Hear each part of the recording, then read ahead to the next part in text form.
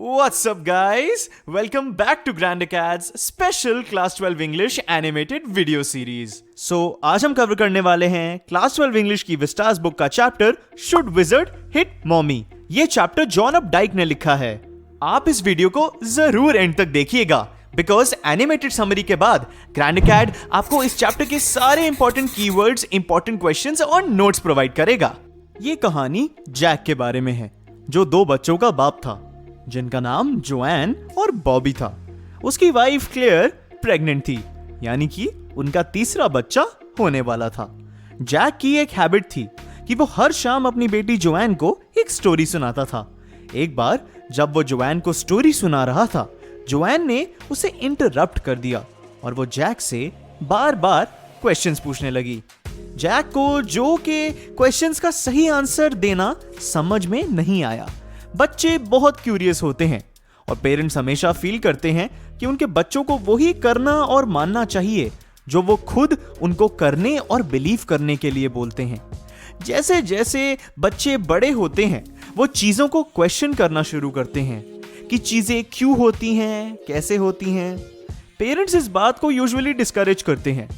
Story हमसे ये question पूछती है कि क्या पेरेंट्स का ये करना सही है कि नहीं। जैक भी इस स्टोरी में एक अगली मिडिल पोजीशन में पहुंच जाता है कि उसे खुद की स्टोरी पे फोकस करना चाहिए या फिर अपनी बेटी के वर्जन को अपनाना चाहिए। मेन लिटरल क्वेश्चन जो स्टोरी के टाइटल से रीडर को पूछा गया है वो होता है कि विज़र्ड को मॉमी को हिट करना चाहिए कि नहीं। शुड विज़र्ड हिट मॉमी और not? So without wasting any more time, let's move on to the Grand Acad special animated summary. एक इवनिंग जैक अपनी बेटी जोएन को एक स्टोरी सुना रहा था। ये उन दोनों के लिए एक कस्टम बन चुका था।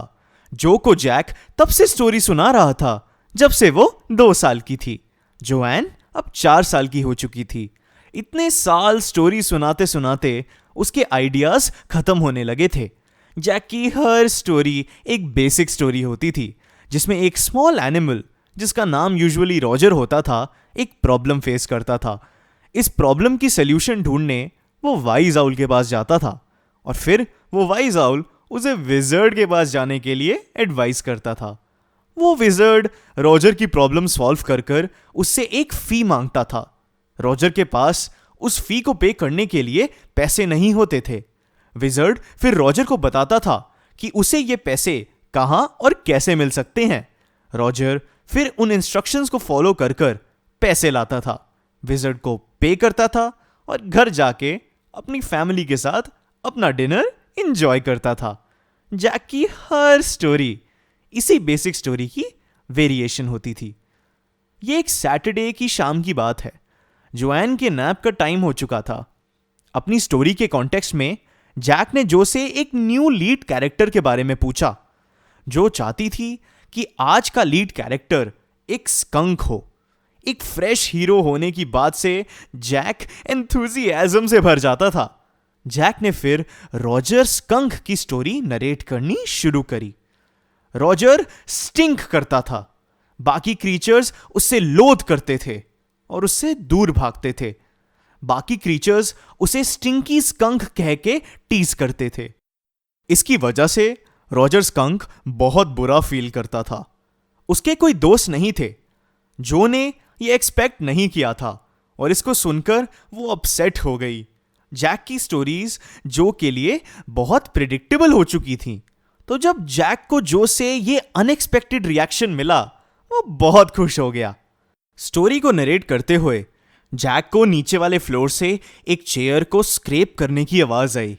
उसे ये लगा कि उसे नीचे जाकर अपनी वाइफ क्लेयर की वुडवर्क को पेंट करने में हेल्प करनी चाहिए। क्लेयर प्रेग्नेंट थी, फिर भी वो नीचे नहीं गया और उसने ये स्टोरी कंटिन्यू करी। रॉजर स्कंक वाइज आउल के पास गया जो एक बहुत बड़े ट्री के ऊपर रहता था। आउल ने रॉजर को एडवाइस करा कि वो विज़र्ड के पास जाए। इस पॉइंट पर जो ने जैक से एक क्वेश्चन पूछा। जो ने पूछा कि क्या मैजिक स्पेल्स रियल होते हैं। उसका ये इंक्विजिटिव बिहेवियर 1 महीने पहले ही शुरू हुआ था। उसने कुछ क्वेश्चंस पूछने शुरू कर दिए थे।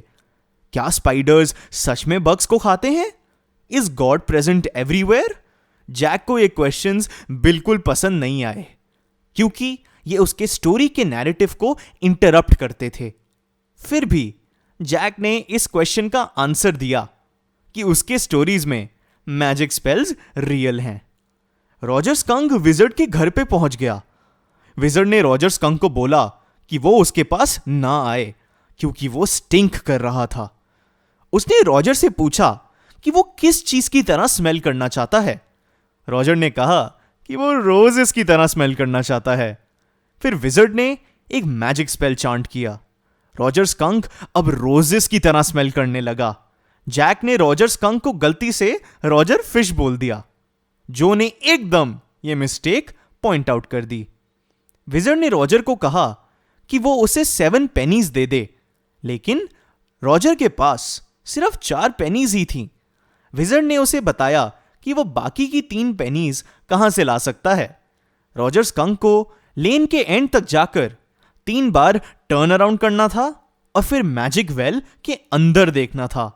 रॉजर ने ये फॉलो करा। उसे पेनीज मिल गई और फिर उसने ये पेनीज विजर्ड को दे दी। अब बाकी सारे क्रीचर्स जो पहले रॉजर स्कंक से दूर भागते थे, अब उसके साथ खेलना पसंद करते थे, क्योंकि रॉजर अब रोजेस की तरह स्मेल करता था।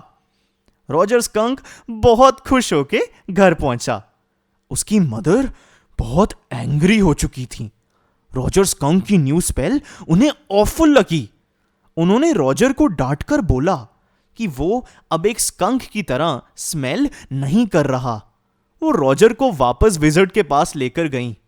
उन्होंने विजर्ड को उसके सर के ऊपर मारा और बोला कि वो रॉजर स्कंक को अपनी पुरानी स्मेल वापस कर दे। जो को लगा कि रॉजर स्कंक दोबारा लोनली बन जाएगा। उसके पर्सपेक्टिव से रॉजर स्कंक की मदर गलत थी और विजर्ड को उन्हें वापस मारना चाहिए था। स्टोरी में रॉजर स्कंक और उसकी मदर घर पहुंचे। रॉजर एक स्कंक की तरह वापस स्मेल कर रहा था और इसकी वजह से मदर स्कंक काफी खुश थी। जैसे टाइम बीतता गया, बाकी एनिमल्स को रॉजर की स्टिंकी स्मेल की आदत हो गई। जो ने मदर स्कंक को स्टूपिड कहा। उसने जैक से पूछा कि क्या वो उसे एक स्टोरी सुना सकता है जिसमें विजर्ड मदर स्कंक को वापस मारता है। जैक ने उसे एक्सप्लेन करने की कोशिश करी।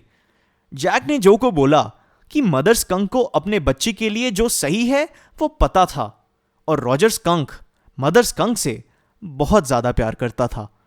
जो को स्टोरी की एंडिंग बिल्कुल पसंद नहीं आई। उसने जैक को बोला कि वो स्टोरी की एंडिंग को चेंज करे। जैक को जो की ये प्रोटेस्ट बिल्कुल अच्छी नहीं लगी।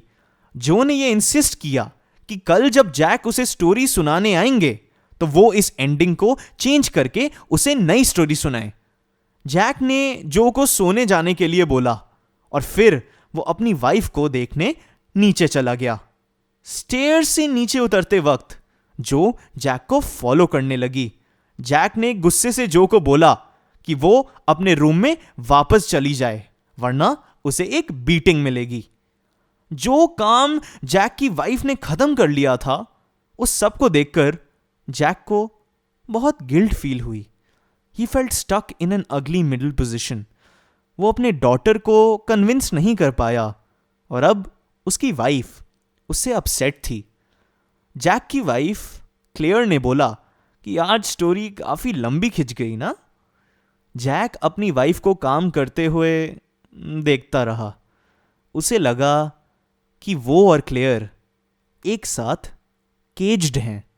चैप्टर के एंड में ऑथर लिखते हैं that Jack did not want to speak with her, work with her, touch her, anything. Okay guys, so I hope आपको ग्रैंड कैट की स्पेशल एनिमेटेड समरी से ये पूरा चैप्टर काफी अच्छी तरह समझ में आ गया होगा। अब हम चलते हैं इस चैप्टर के कुछ कीवर्ड्स पे। So our first keyword is tale. Tale का मतलब होता है स्टोरी यानी कहानी। Our second keyword is trance. Trance का मतलब होता है a half conscious state. Number 3, stinky. Stinky का मतलब होता है something that's emitting bad smell, यानी किसी चीज से खराब स्मेल आ रही होती है तो हम उस चीज को stinky बोल सकते हैं.